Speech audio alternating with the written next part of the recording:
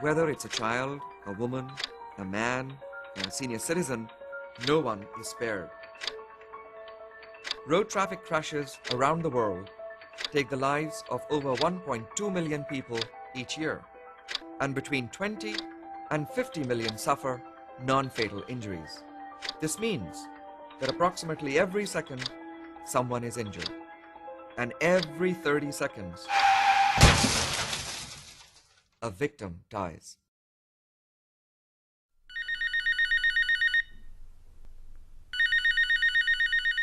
On May 3rd, 1995, I received a phone call that's every parent's nightmare. The voice on the other end told me that my son had been killed in a bus crash in Turkey.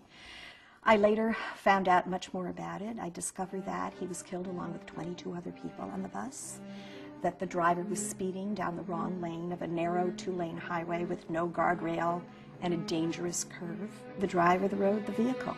All three things really blended together to make a tragedy.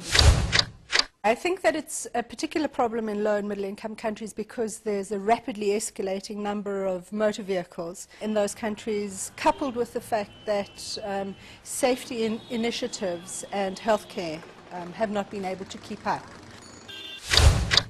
In general, road infrastructure, particularly in the developing world, is not optimal. Many of the roads have not been constructed with road safety in mind.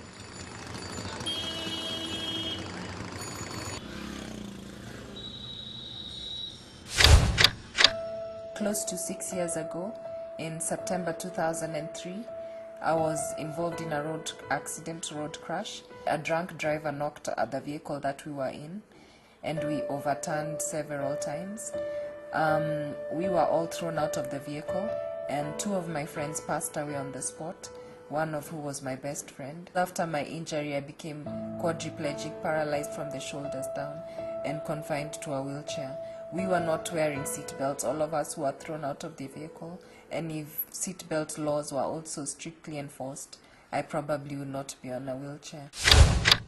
It is not only the 9th largest killer, it's a preventable one. We funded a study to look at where traffic deaths are, what kinds of transportation people use. What we now have is the data to go to governments and say, look, these are the number of your citizens who are dying, and here's what you can do about it. Nearly half of road traffic crash victims are what we call vulnerable road users.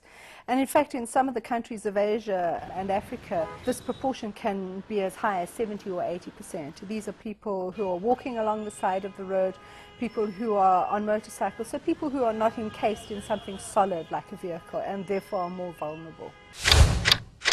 Road safety is an area where we can truly, as a global community, say we are responsible for our future. If we decide to invest in evidence-based road safety programs that are effectively implemented, we can save millions of lives over the next 10 to 20 years.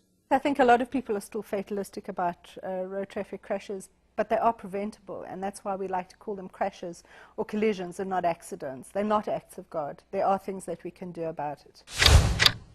We have the numbers. We've had some demonstration projects. We have examples of how to do things. Now we've got to put it into action.